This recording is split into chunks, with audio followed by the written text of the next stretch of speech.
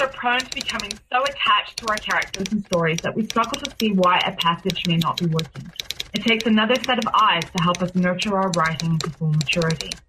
At Black Wolf Editorial Services, we strive to enable writers to develop and grow, shaping stories into masterpieces that can stand the test of time. Editing services are provided for all genres and all age categories. Services range from critiques of the short story through to line edits of the full-length novel and copy editing for those preparing for publication. We also offer assistance on generating a writer's bio for your websites, as well as help with those book blurbs and promotional material. We won't abandon you to the masses. We want to celebrate with you in your successes. Black Wolf Editorial Services, nurturing your writing into maturity. For a full list of services and prices, visit us at blackwolfeditorial.com.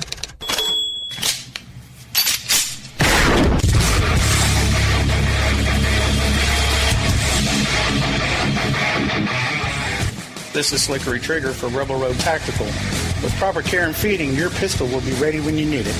There to save your life. Shouldn't your gear be that good? Whether you need a holster for comfortable everyday carry or a tough-as-nails holster for your next training course, Rebel Road Tactical has what you need. Check us out on the web at rebelroadtactical.com.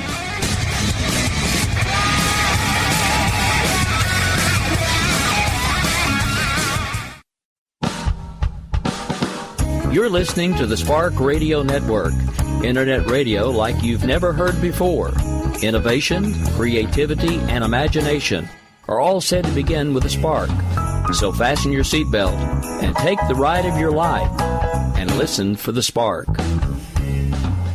Hey, baseball fans, I'm Casey Motter. Welcome to Wynn's World. What is Wynn's World? This. A woman was stabbed over spilled Rotel cheese dip. Well, let's just say I likes my fried chicken. Well, you got to think about it this way. You know, what's a great thing to have that's non-alcoholic with fried chicken? Well, I could see true benefit from the technology, but I could also see, again, some very real problems that the technology might create. Looking at people's irises and trying to figure out what was going on with their body. I'm excited. I'm excited, too. Welcome to Wynn's World. Here we go. This is Larry WACHS, host of the WACHS Modcast on iTunes and Google Play. And this is Wynn's World. When Larry WACHS is out on the town and trying to catch a bite to eat, where does he go? Trattoria 141. Ooh. I go there every week. Nice. I'm their best customer. You have your own table and stuff like that? Yeah, I have they set aside a place at the bar and they put my bobblehead as a place. You still get a free app if you touch the bobblehead? That's correct. Nice. Yes. Yeah. I'll have to head up there one day and just make it known that I'm touching the bobblehead. Make it known. Tell Tim Mosier, the general manager. I will. Yeah, I sent you. How many of those bobbleheads are still floating around? They're pretty much collector's items. 12. That's how many I made. That's it? Yeah. How did Prod G get one? I'm jealous. Did he get one? Yeah, there's one in his studio. I gave that to Griffin Adkins. Yeah, that's Prod G. Oh, that's Prod G. Yeah, sorry, inside baseball. Oh, I didn't know that it was his nickname. He asked for it. I mean, he was always a fan. He would always send me emails and fan mails, and I would see him at like professional morning show boot camp and these conventions. And he's always been like a fan and a guy I knew.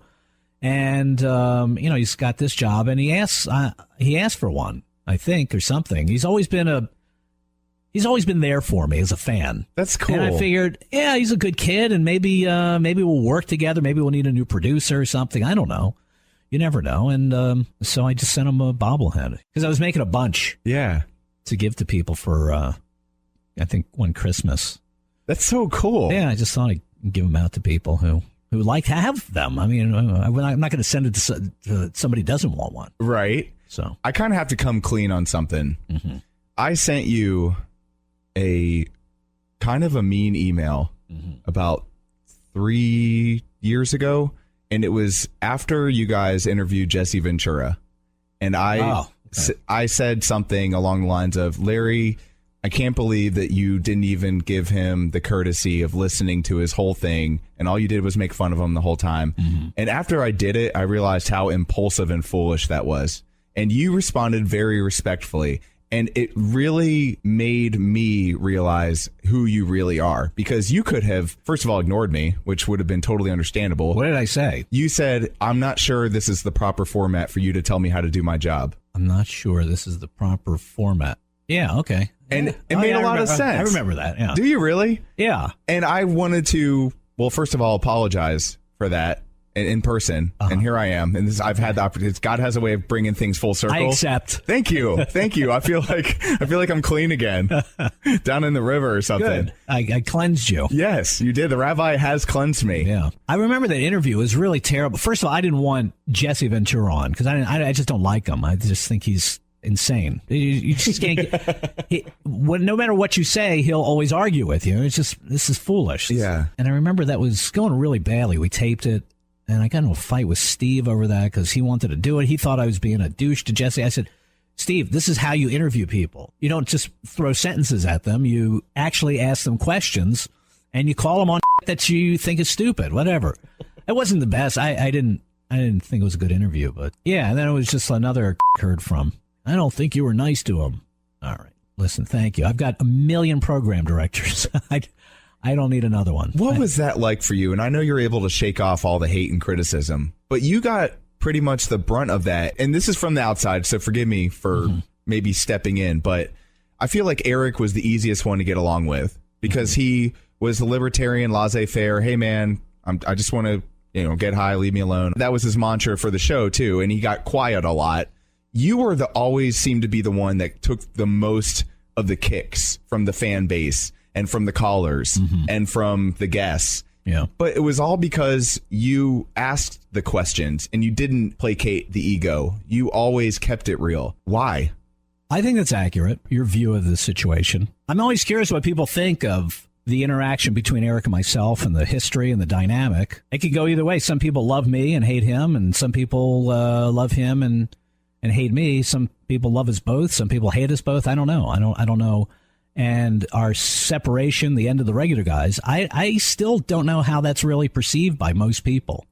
I know how my circle of friends perceive it. I know how Eric's circle of friends and associates perceive it. But I just really don't know how the general public perceives it. And quite frankly, it doesn't matter in the end. It's just like, here was a show. It was designed to make people talk about it, and it worked, and it was great. It was, as you said, legendary, and that's a good goal. When I started out in broadcasting, I remember saying, I want to be like the local legends I grew up listening to. I want to be one of those guys, and maybe by some chance I'll get to be a national celebrity or figure, but I got to local fame for a long time, which is mission accomplished. Yeah. And so what people think of how I handle my business is really immaterial. The big picture is I handle my business the way I handle my business, and it worked out pretty good.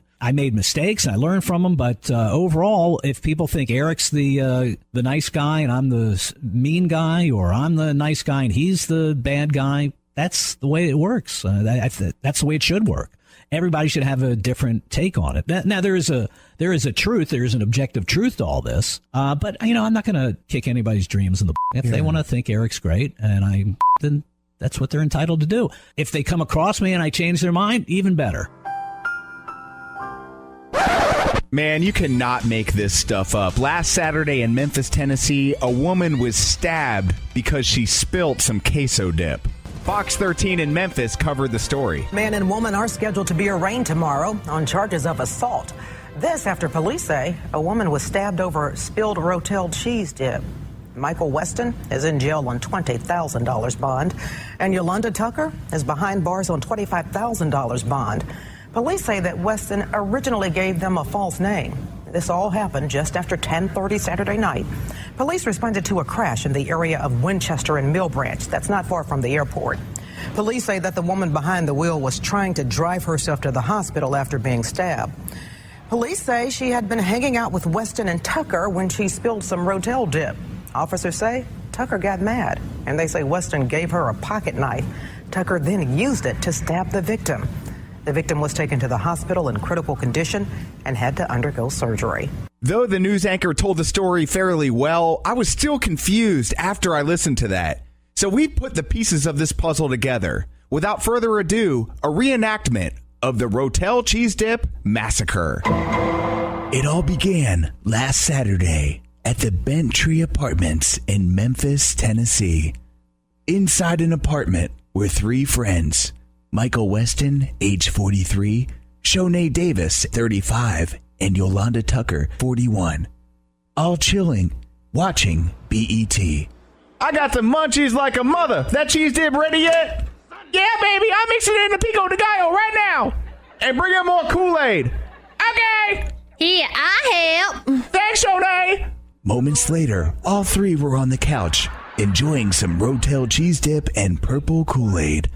It wasn't long before Michael noticed that Shonay was bogarting the cheese dip. Girl, you best pass that plate. With a full mouth, Shonay obliged. More bad. Then, things took a turn for the worst. Shonay got cocky and thought one hand would be enough to pass the Rotel. It wasn't, and the cheese dip hit the carpet. Oh, hell no! You done up! Michael was furious. He handed Yolanda his pocket knife. Cut that heifer! Yolanda obliged. Oh no, you done sliced me up over some queso? What the hell wrong with you? She fled the apartment immediately, got in her car, bleeding, and frantically drove toward the local hospital. She didn't make it to the hospital. Her car crashed at a local intersection. She called for help from there. 911, what's your emergency? I done got sliced up over some Rotel cheese dip. Bogarting the cheese dip, eh? Is that really important right now? I'm bleeding out. Ma'am, what is your location? At the intersection of Winchester and Millbranch by the airport. Help is on the way. Help arrived swiftly. Shonay was taken to a local hospital with critical injuries. Doctors performed emergency surgery. Shonay survived. Yolanda Tucker and Michael Weston were both charged with aggravated assault. Boy, it's a scary world out there. You ever wonder what life would be like if Leonardo da Vinci was alive today and what kind of innovations he would make given today's technology? Well, I'm coming back with an author who has explored this very subject right after these messages. Stick with us. Is debt beating you down? You need discipline. You need the Debt Ninja. If you've been caught in a financial trap and need to be set free, then you need the Debt Ninja. Want to stop those harassing collection calls? Start saving thousands in interest and fees and get out of debt fast? Then you need to call the Debt Ninja. The Debt Ninja will find the best companies across the country that will help you consolidate all your bills into one easy payment, reduce your payments by 30 to 50%, and get you out of debt fast. If you have unsecured debt of $10,000 or more, such as credit cards, loans, or medical bills, call the Debt Ninja for a free 15-minute consultation. Call 800-826-1246. 800-826-1246. That's 800-826-1246. Call today. The Debt Ninja. Individuals and businesses with tax problems, listen carefully. Do you feel like you're losing control over your finances? If you owe over $10,000 in back taxes or have unfiled tax returns, we can help you take back control. The IRS is the largest and most aggressive collection agency in the world, and they can seize your bank account, garnish your paycheck, close your business, and file criminal charges. Take control of your tax problems now by calling the experts at Tax Mediation Services and take advantage of the Fresh Start program and new laws that may allow us to negotiate a settlement for the lowest amount possible. Our team of tax attorneys and enrolled agents can stop collections and get you protected so you can take control of your financial future. Tax Mediation Services is accredited by the Better Business Bureau. Call now for a free case review and a price protection guaranteed quote. Call Tax Mediation Services now at 800-610-9050. That's 800-610-9050. 800-610-9050. the leader in talk radio on the Internet, right here on K98Talk.com.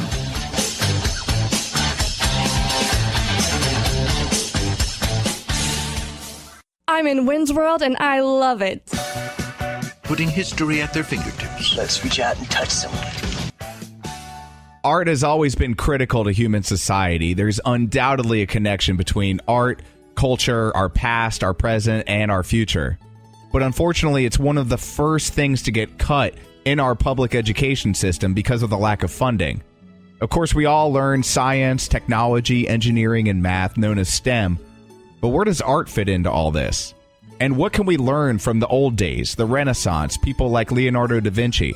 I know that the Renaissance means a whole lot more than giant, juicy turkey legs once a year in Atlanta. Because of this, I wanted to bring in an expert. It's an absolute honor to have an educator, historian, and author with me on the phone today. Mark Friedlander has written a new book. It's called Leonardo da Vinci Gets a Do-Over. Mr. Friedlander, I'm hoping you can help me connect the dots between the Renaissance times and our present and talk about the book a little bit, too. Oh, absolutely, because we're talking about STEM. You're talking about science, technology, engineering, and math. And, yeah, it's important to focus on those. And a lot of learning is learning to the test because it gets to be nationally standardized, and we're leaving out a whole lot of education. I mean, history, geography, all of the arts, music, all of those things. But what I have done with the book, Leonardo da Vinci Gets the Do-Over, the whole idea is a new kind of book. It's called educational fiction. Now, it's a young adult book from ages 10 to 16, let's say. It's a paperback. It's a story. Leonardo da Vinci, the great man of the Renaissance, who did everything, he comes back to life in the 21st century because he has more work to do.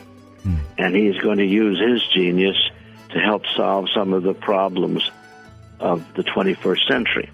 So we have the three teenage kids meeting him, and of course, they have to learn about the history. He has to learn about all of the new things in the 21st century. But in the course of this adventure, of course, the kids believe that he really has returned, and of course, the adults tell them that's nonsense. The man is a fake. So during the course of all of this battle, we learn science, we learn math, we learn history, we learn geography. All of the science, all of the math, all of the history, all of the geography, it's all very accurate. Well, it's kind of interesting. I had no idea how much of his invention we actually use day to day in the modern day world. For instance, the parachute was his invention. Ball bearings, just making it possible for drive shafts to rotate, things to roll along ramps, stuff of that nature. One of the most interesting things to me was the notion of a machine gun. Well, it's like sort of a machine gun. It was 11 muskets side by side on a rectangular board, and then they would attach 3 boards together in a triangular position. So the notion was, while one board of 11 muskets were firing, the other was cooling, and then the other was being reloaded. So it may have not been an automatic weapon, but essentially for the times, it was the closest thing to an automatic weapon. Also a tank. There was the submarine. The interesting thing about the submarine, he invented it to protect Venice from invasion by the Turks. But then he got worried about it because he was afraid that if everybody had a submarine, they could go and sink all the ships in the harbor. Right? You mentioned the fear that he had, that it would become kind of a militaristic phenomenon that could essentially destroy the world. His design of the tank was kind of an anomaly because the rear wheels would propel forward, but the front wheels would move backward. And everybody out there knows that he was too smart to not do that intentionally. Maybe that fear of people designing that and using it for destruction may have been the catalyst behind that design. Well, I think you have to understand that he did all of these things to earn a living. And so what you've guessed is probably right, that he had to show that he was earning his keep, but he really didn't want him to do it. He was not a man of war. He was far beyond the intellect of most people at the time, and he understood that war was really not the right way to go. There's a lot of pieces of history that probably are very little known about Leonardo. And this is really why we feel when I say we, I mean the publisher, creating a new genre, educational fiction. Fiction that is wonderful to read. The kids will enjoy it. It's a great story. The story obviously is fictional, but all of the science and all of the math, all of the history and all of the jargon is very real, very accurate. And in addition, anybody who buys the book can go to the publisher's website and get a 60-page teacher's guide free. Cool. All they have to do is print it out. And to get the book, all they have to do is go on to Mr. Google and click in the name, Leonardo da Vinci Gets a Do-Over, and it will come up on Amazon and a lot of other sources. We're talking to author and educator Mark P. Friedlander Jr. He actually created the Krasno Institute for Advanced Studies at George Mason University. Mr. Friedlander, you're kind of a Leonardo da Vinci historian. So what do you think he would think about modern-day problems such as ISIS? Well, I mean, he would think that you need to figure out ways to beat them. He would have to become knowledgeable about the kind of weapons that are around, but he would want to place his intellectual curiosity and his ability to solve problems, to see and solve problems that they needed to be solved. He had a vision far greater than most of the people he was around. In the last 2 years of his life, the King of France provided him with a mansion to live in, just so that he, the King of France, could visit with him and pick his brain, so to speak. One of the coolest things was the robotic design, capable of walking, sitting down, and even moving its jaw. And in fact, in 2002, a robotics expert used his notes, Da Vinci's notes, to build one, and that model has been loosely used for NASA. Well, here's what he did. He had limited materials. Right. I mean, that's really one of his problems. He couldn't build the things that he could conceive. One of his talents for which he got paid, particularly in Milan for the Duke, was to create parades. And in his parades, he would have items that when you pulled them, they moved. That required the mechanics that he could envision, but it delighted all the people, and it was, I guess, from our perspective, a waste of his talents.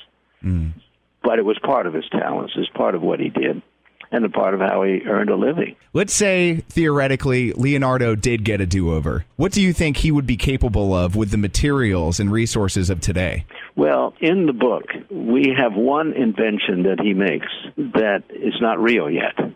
It hasn't come to pass yet. There is research on the subject of artificial photosynthesis. Now, that means ways to use the conversion of sun rays into energy for plants. But artificial hasn't occurred. There's some things that people are working on in labs in California, but it doesn't exist yet. It hasn't come to pass. And in my book, that is something that he tackles and explains. Now, that's fiction. Everything else is real, but the solution that he is reaching for is universal free energy. The idea that he could come back is quite an interesting thought, and what he would do. And it opens the door to the kids reading it. How would they explain the things that we do now to Leonardo da Vinci? There was obviously a religious overtone to European society back then, and many of his paintings were based on biblical text and stories in the Bible. Do you think he was a religious man, or do you think his art just reflected the religious elite that surrounded him? Well, my own opinion, which is just my own opinion, right, is that art was focused really on religion. I mean, that's the big focus of art during that period of time.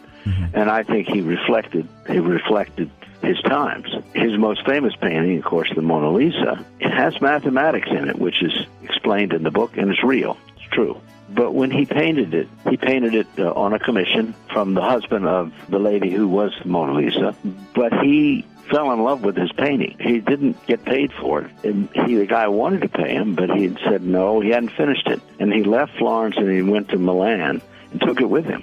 And he was still working on it when he died. There's a lot of people that think that the painting itself reflected his own soul. But it was a remarkable painting. It's probably one of the most famous paintings. And the question is why? What do you personally think it was about? I personally think that it was about the fact that he had captured the essence of her beauty as it reflected in that particular time, and her sadness, because she had a daughter that she adored who died. And he was capturing part of her sadness. But what most people don't know, that Leonardo da Vinci, had a very good singing voice. Really? It was very good, and had invented some musical instruments. And the stories are that sometimes he would sing to the people while he was painting to kind of soothe them. He painted with his left hand, but he could paint with his right hand. You're talking about a remarkable genius. So this book opens up the door for other artists and people of the past that have inventions and works of art that are reflected in modern-day society. Now, as the author, Mr. Friedlander, do you see yourself kind of piggybacking on this and bringing somebody else back from the past, another blast from the past? Well, not necessarily another time travel, but a reference to the past, the one for the future, the book for the future, a message from Edison. This is part of the Innovators in Action concept, that we have fiction, no matter whatever the story is, but embedded in the fiction is real learning. Last question. What piece of advice do you think Leonardo da Vinci would give to people in the 21st century? Oh, that's easy. Learn, observe, learning about things you didn't know. Again, we've been with educator and author Mark Friedlander Jr. He has a new book out. Check it out. Just Google it. Leonardo da Vinci Gets a Do-Over. It's a kid's book, but it's also for adults. I'm interested in reading this, and I'm definitely going to get online and pick that up ASAP. Thanks again for your time. Okay, and thank you for inviting me aboard. Certainly. Hey, K98 Talk family. This is The Wens. Connect with the show on Twitter at Wens World Radio. And of course, you can always email the show, wensworldradio@gmail.com. Thanks for listening. We'll be back in just a moment. Hey, this is the Deej, the sales energizer. And like you, I'm in Wens World. It's a frightening place, but we're here. This is what I want you to do. Listen to the show, the whole show. And then when you're done, go to my website, remedysalesmatch.com. Fill out the subscription form for the newsletter, and I will send you a free book that's going to change your life, The Hitchhiker's Guide to Guaranteed Success. Do it after the show.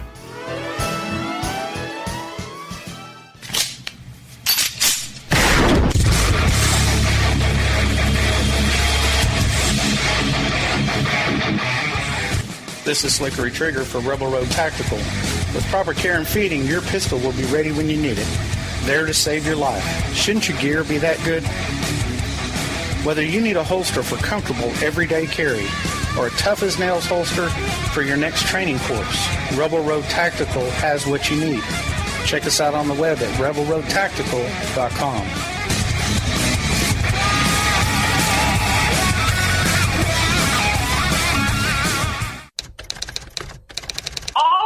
Are prone to becoming so attached to our characters and stories that we struggle to see why a passage may not be working. It takes another set of eyes to help us nurture our writing to full maturity. At Black Wolf Editorial Services, we strive to enable writers to develop and grow, shaping stories into masterpieces that can stand the test of time. Editing services are provided for all genres and all age categories. Services range from critiques of the short story through to line edits of the full-length novel and copy editing for those preparing for publication.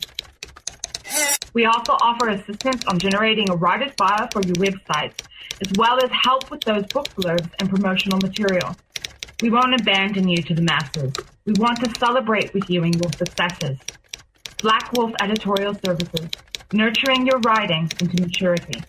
For a full list of services and prices, visit us at blackwolfeditorial.com.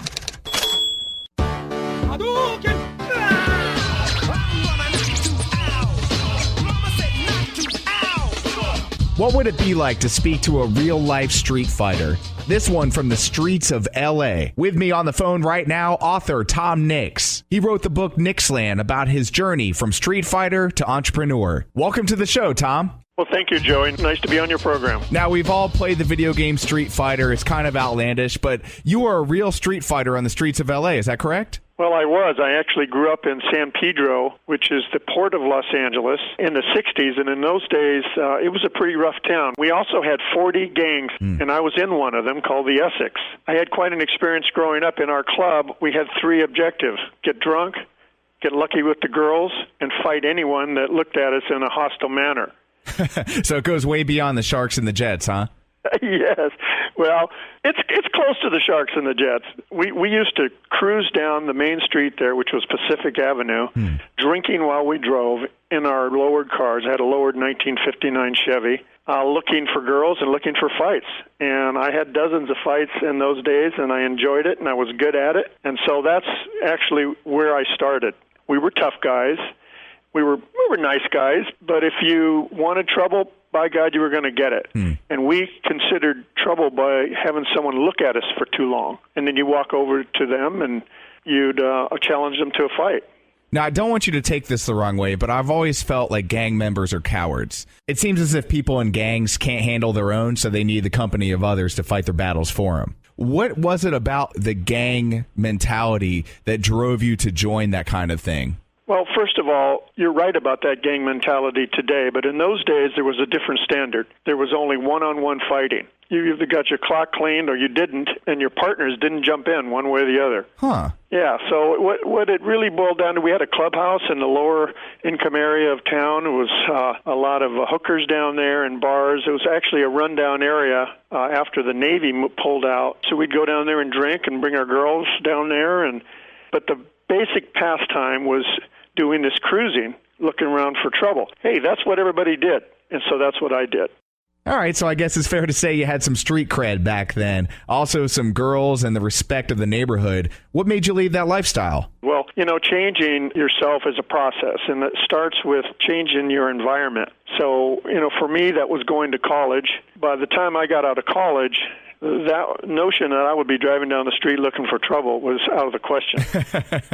Joey, I did have a defining moment.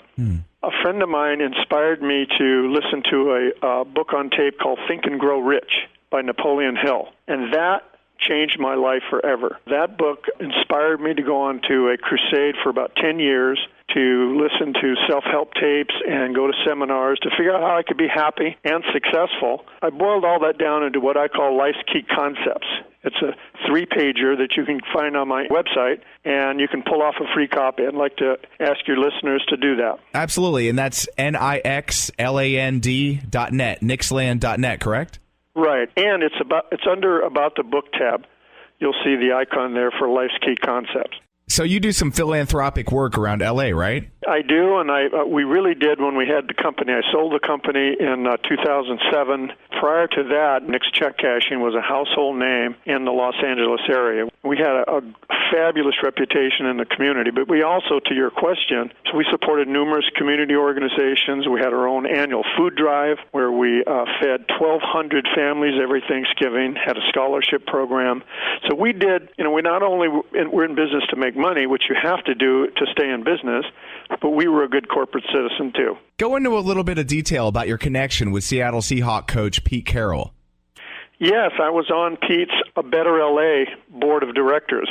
A Better LA was an organization focused on benefiting underserved youth in our community and also reducing gang violence. So I was on his board for 5 years, and he certainly was aware of all of the philanthropic things we were doing. He now has a Better Seattle. But A Better LA still continues on here.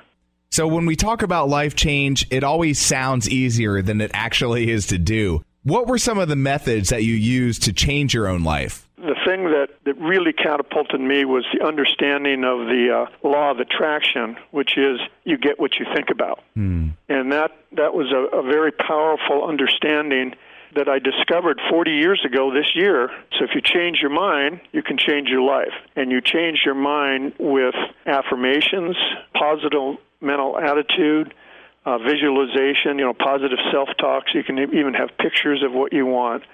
But I used affirmations. That was the primary method I used to transform my life. And anybody can use these techniques, and I explain them on my Life's Key Concept paper that you can get on the website. I love that you touched on that because I'm a strong believer in the power of our words, whether it be positive or negative. Those kinds of things come to fruition because we end up actually believing what we say about ourselves and others. Absolutely, and the amazing thing about this is it's a natural law of the universe. It works, whether you believe in it or not, or whether you know about it or not. It's like gravity; it just works.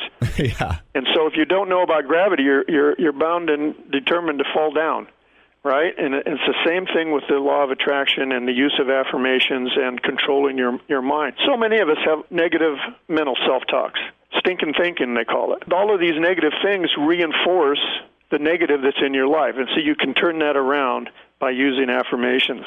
Okay, so I really want to know, how many of these fights did you win and how many did you lose? And what were the lessons you took from both your wins and losses? Well, I had a lot of fights in business and in life, and you can read about them in Nick's Land, and I talk about the good things and the bad things. But when it comes to fist fights, I actually won most of them. I had a couple of them where I didn't win them, and that's hard on you physically and mentally. But I was pretty good at it. Nice. Are you a lefty or a righty? I'm a righty. Okay. I want you to know I haven't had a fight in a long time. Actually, I had one fight when I was almost 40 years old. Wow. It wasn't my fault, but I did kick that guy's behind, I'll tell you that. Good for you. It all came back to me. Well, thank you so much for your time today, Tom. Author of Nick's Land. This is fascinating. I cannot wait to get on your site and order your book. You can find it at nicksland.net, or just go to Google and type in Nick's Land. NIXLAND book. From a real-life street fighter to entrepreneur and now a philanthropist giving back to the community. We've been with author Tom Nicks. Tom, thank you so much for your time today, man. Thank you, Joey. Friends, we are just minutes away from our scrumptiddly-umptious Soul Food and Suds segment with Southern Sisters Radio's Jenny McCormick and Aaron the Beer Guy Williams. Tired of paying outrageous prices for Viagra? Well, we have great news for you. Now you can finally get Viagra at huge discounts. Healthy Man allows you to save up to $500 on Viagra. Why pay U.S. pharmacy prices of $15 per pill or more when you can get Viagra for less than $3 a pill? Call today and get 40 Viagra pills for only $99. This can cost as much as $600 at your local pharmacy. You can't afford not to call us. If you want Viagra at the lowest prices, never pay $15 a pill pharmacy prices again. Get Viagra for less than $3 a pill. Call 1-800-516-7602 today and save up to $500 and get 40 pills for just $99. Healthy Man is fast, easy, and affordable. Operators are waiting at 1-800-516-7602 to take your call right now. Call 1-800-516-7602. That's 1-800-516-7602. Again, 1-800-516-7602. Hey, this is Dave Bray, America's Patriotic Rocker. Just giving you a shout out. Make sure you stay tuned and listen in to K98 Talk. It is an absolute honor to have Jenny McCormick of Southern Sisters Radio, which can be heard every single Saturday, 1 p.m. on 590 Faith Talk Atlanta. So good to have you in studio. How you doing? So great, Joey. Thank you for having me. Oh, my gosh. It's such a great thing to have a food and drink segment. I know that you are the number one fried chicken person in all the land. Well, let's just say I likes my fried chicken. That's really what it is. People always assume that I do this because I like to cook, which is true. But if we're going to be honest, the real reason I do any of this is because I like to eat. Yeah. So if you're lazy like me, you go out and buy fried chicken, right? Right. But if you are a true Southern lady, you make your fried chicken. You do, and you can. And now I don't want to be snobby about this. It's not that you can't buy fried chicken. I happen to be married to a man who likes him some Popeyes. Okay? That's like his favorite. So I don't get offended when he occasionally wants to pick up Popeyes. But, I think people, if you've been raised in the South and you came from a family that actually did fried chicken, you don't think anything of it. But there are a lot of folks that really have never been through the process, or they're a little intimidated by the idea of, deep frying anything, quite frankly. Right. So for the most part, I've got a few little tips and techniques that I think make it easy for anybody. Yeah, let's do it. Okay, so what you want to do definitely is you want to start with nice, clean, dried chicken. I will buy a whole chicken and cut it up into parts. So I'll have 2 breasts, two wings, 2 thighs, two drums. And sometimes if the breasts are large, I'll actually cut those in half. That'll give me about 10 pieces of chicken to feed a family. Nice. And it's also more cost effective, so you just got to cut it up yourself. You want to dry it. It doesn't have to be room temperature, but you don't want it to be ice cold. When to pull it out, let it sit for a little while. You want to season it up good. A little salt and pepper goes a long way with fried chicken. You know, the salt really kind of brings out the flavor in it. And then what I like to do is I salt and pepper it, right? And then I then dredge it in like a little egg wash, which is just really, that sounds fancy. It's just eggs and a little water whisked together. Okay. So I get it wet like that, and then into the flour it goes. Now, for my flour, I like to dress it up with a little Old Bay seasoning. A little more salt and pepper is good. Quite frankly, whatever kind of spice or seasoning that you like, you can toss that into your flour. There's no science to that part of it. It's what you like, right? So out of the egg wash it comes, and into the flour it goes. That's called the dredging. You dredge it through that flour, and then you set it down into your hot oil. Okay, so you said oil. Does it matter what kind of oil we use? Or? You can use just about any kind of oil. Vegetable canola oil is fine. My preference is peanut oil. It's mild, and it has a high smoke point, which means you can get that oil nice and hot without fear of it burning. Right? Very cool. So once we get it in the oil, what do we do then? And how much of the chicken needs to be covered by oil? You do not need to completely submerge the chicken, right? Okay. It's not going for a swim. It doesn't need to be rolling around in a hot tub. You just want to lay it down in your hot oil in your cast iron skillet about 3/4 of the way up, right? So the top is exposed. That's going to give you the best kind of crust. And you want to keep an eye on it. I would say for a breast, you may need anywhere from 10 to 12 minutes per side. You want to just kind of check the temperature. The ideal oil temperature for your chicken while you're frying it is about 325. Okay. You can start off at about 350, 375. When you add the chicken, it's going to cool the oil down just a little bit. Right. Keep it around 300, 325 while you're cooking it. Oh my gosh, I'm ready to have some of Jenny McCormick's fried chicken here. Hello, right? If you're in the South, you got to eat some fried chicken. So at that point, you cook it just, you say about 10 minutes aside? Yeah, it just depends. It depends on the piece, right? The little drumstick will take less time. You'll get to where once you've made it a few times, you'll know exactly how long. You don't want to crowd it, right? So you're going to need to cook it in a couple of batches, right? Because it's not going to crisp up as well if it's all bunched up together. It's going to kind of get soggy and it's not going to crisp up properly. So leave a little space in between all the pieces and cook it up. Drain it on a paper towel, right? And hello, breakfast, lunch, or dinner, it doesn't matter. Fried chicken in the South is appropriate any time of day. Oh my gosh, if y'all could see the passion in the eyes of Jenny McCormick right now as she's describing how she makes her fried chicken. I mean, it's amazing. And of course, you guys air Southern Sisters Radio every single Saturday, 1 p.m. on 590, but you're also online, right? We are. You can hear us on SoundCloud. You know, we cover all of the Atlanta area. You can hear us on, like you said, on Saturdays at 1 o'clock. But you can click in. You can either go to our website and click to SoundCloud that way. Our website is SouthernSistersHome.com. And, you know, our radio show is really all about life in the South. I mean, the show appeals, as our tagline is, the show for Southern women and the men who adore them. And let me tell you something. I am a carpetbagger, but I have totally embraced and gotten behind this notion of Southern Sisters Radio. I've had the honor of producing their show a couple times now, and these ladies are legit. So if you're into good food and good fun, you got to tune in. Head to SoundCloud up in the search bar, Southern Sisters Radio, and of course follow their page, check out their website, and you're also on Twitter as well, right, Jenny? I'm on Twitter. I'm on Instagram. I can thank my teenage daughters for that. They got me on.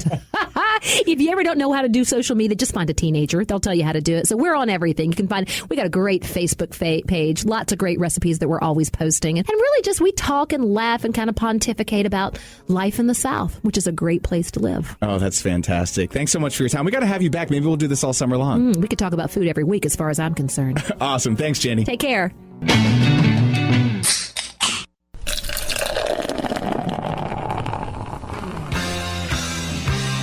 We're getting boozy with the beer guy, Aaron, and the Wens, right here in Wen's World. Back again, getting boozy with the beer guy, Aaron Williams, at Beer Guy Aaron on Twitter, and of course, always his show on demand, beerguysradio.com. Aaron, how are you? I'm doing fantastic. Oh, well, you know, this food and drink segment, a brand new thing. We had Jenny McCormick from Southern Sisters Radio on earlier, and she is an ace when it comes to fried chicken. So I wanted to ask the beer man, what is the best combo with that fried chicken? Well, you got to think about it this way. You know, what's a great thing to have that's non-alcoholic with fried chicken? And of course, it's sweet tea, right? So you don't want anything really hoppy, really bitter out there. So throw the IPAs out the window.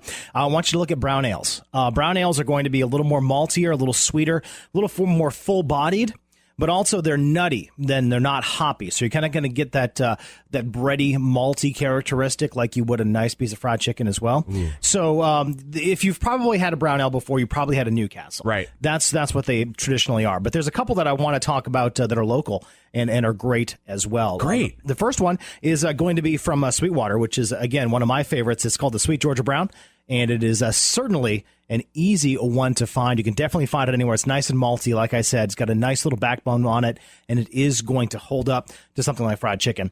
The other one, too, from Red Hair, of course, out of Marietta, and they've got one called the Watership Brown Ale. And that is another good one to have. Nice, easy drinking beer for some fried chicken. Third one's going to be out of Florida, Cigar City, one of my favorite breweries that's not here in the state. They've got Maduro Brown Ale, which, again, is another really nice brown ale for that, too. So 3 options there. That's certainly some good news. But I also want to talk about a caveat if this does not apply if you're doing spicy fried chicken.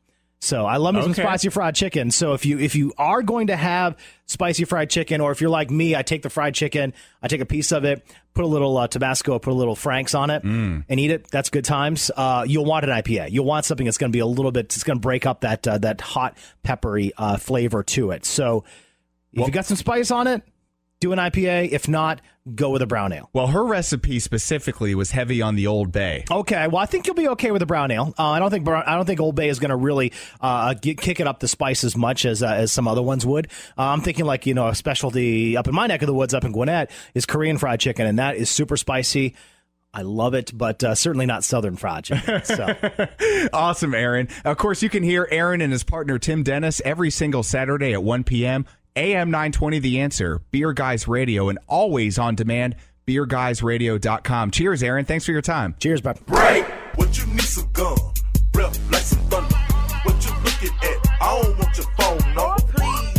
It's summertime, and with summertime come barbecues, get-togethers, and lots of time with the opposite sex. So the last thing we want is bad breath. Joining us now is Dr. Harold Katz with today's tip to keep our conversations from going sour.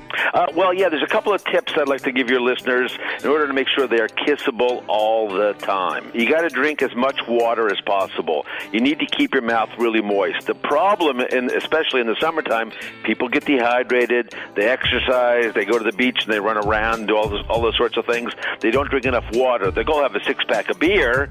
That is not water. I'll give you a chemistry lesson next time we talk. So now you need the H2O because you need to replenish that saliva. It evaporates. You use about 1.5 liters a day, especially in the summertime. You got to keep yourself very moist during the day. Right.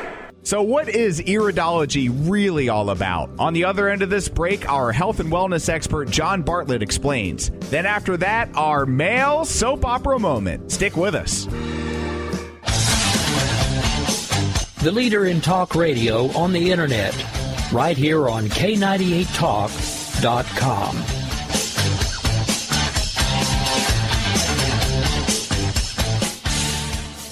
Three cheers to health and wellness with John Bartlett. It's always good to have our health and wellness expert, John Bartlett. You can email John with any questions or comments.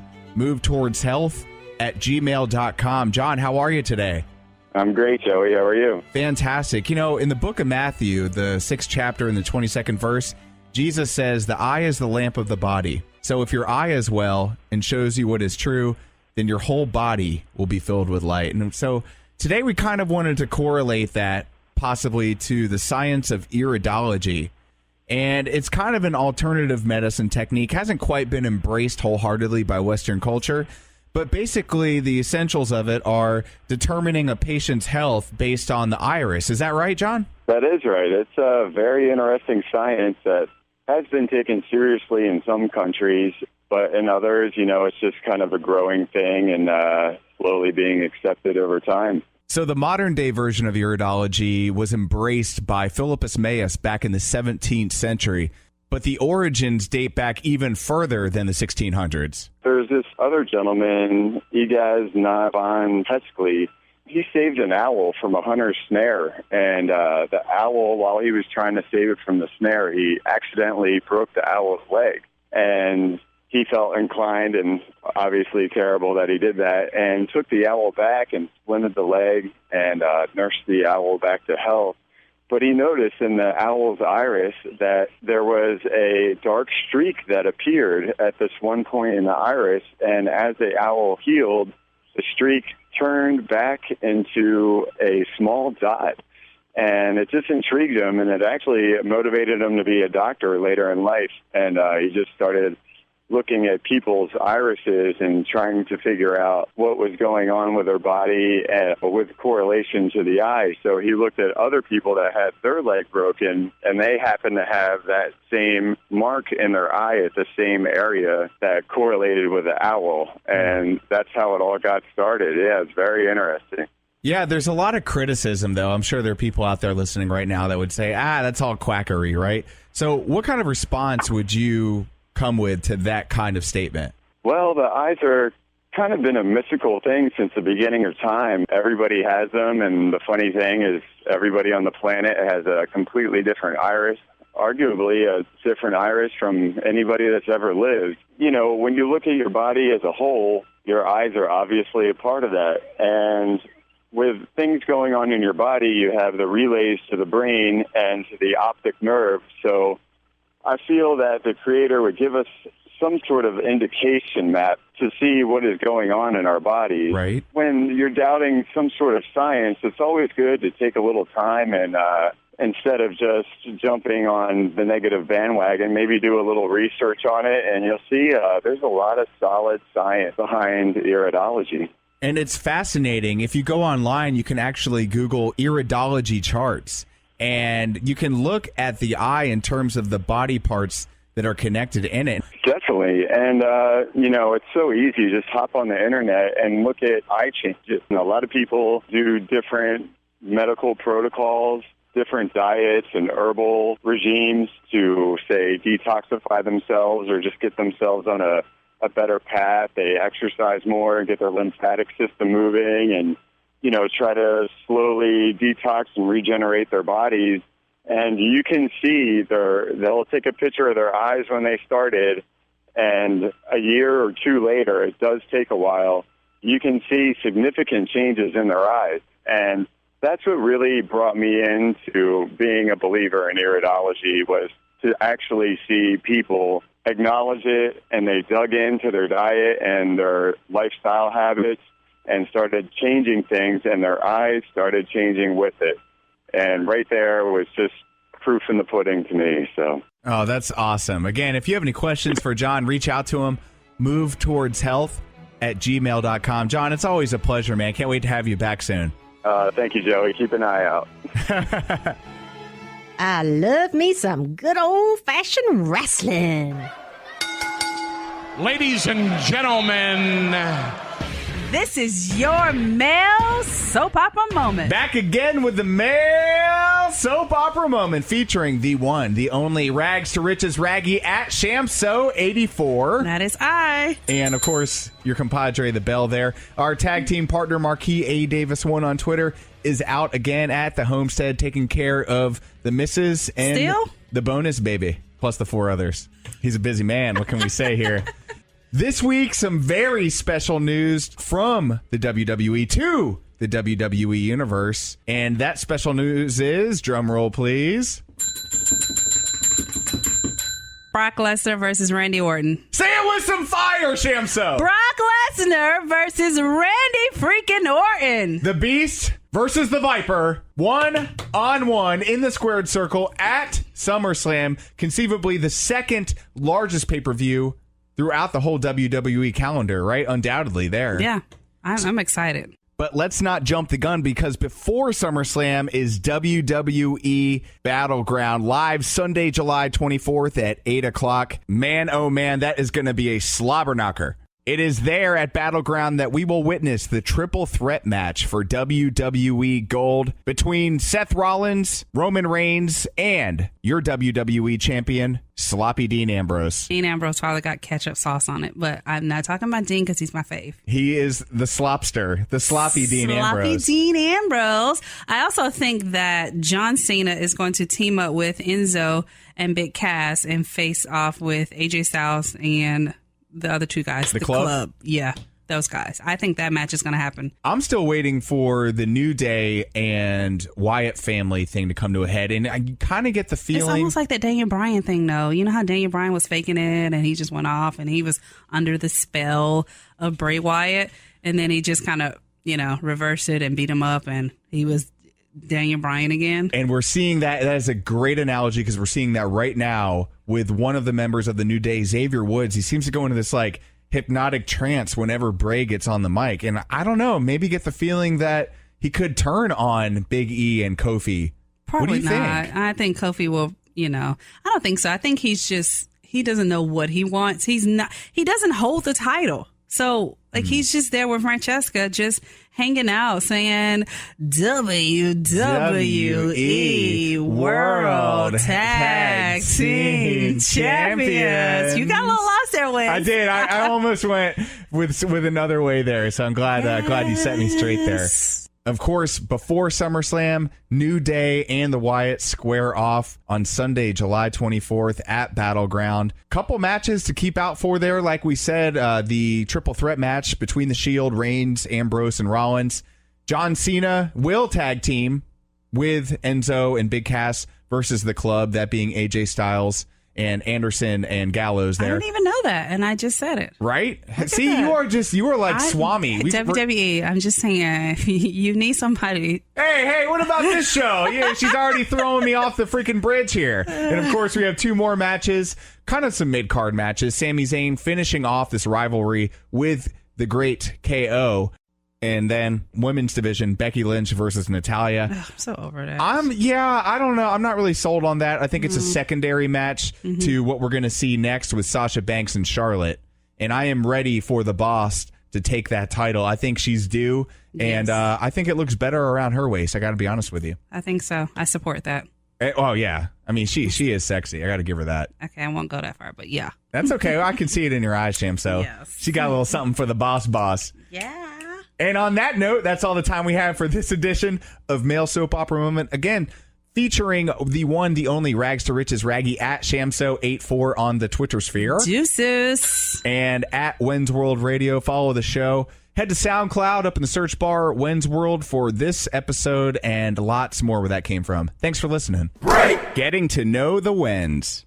Don't you live in Atlanta? Yeah, I get that a lot. You see, my story didn't begin here in Atlanta. It started just outside of Philadelphia in the great state of Pennsylvania.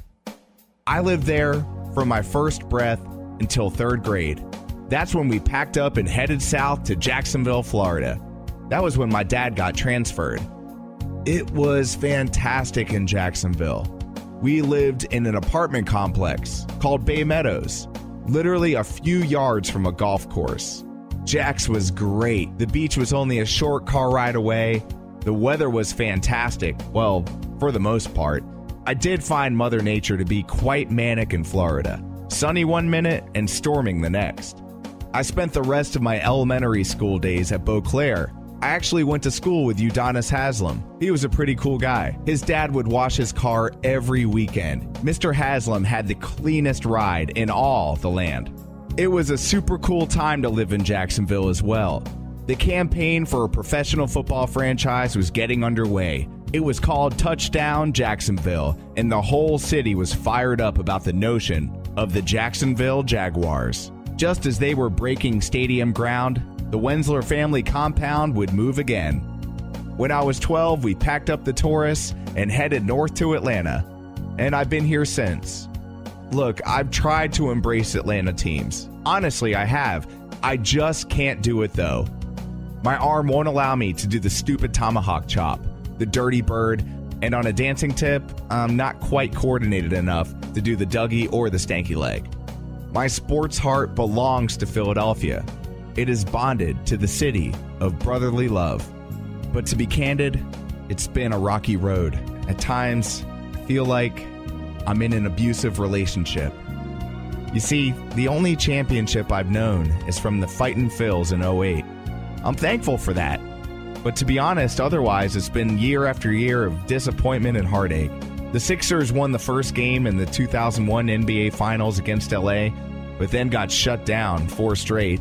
And the Eagles came close in 2004, but lost to those cheating Patriots. Obviously, I'm still bitter about it. Needless to say, I feel like I'm in a loveless sports marriage to my teams.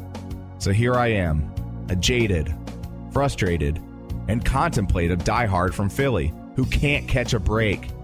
You're probably saying to yourself, get out, Joey. You deserve so much better. there are other teams out there that would treat you with dignity and respect. My friends, I've heard it all, but I take commitment seriously.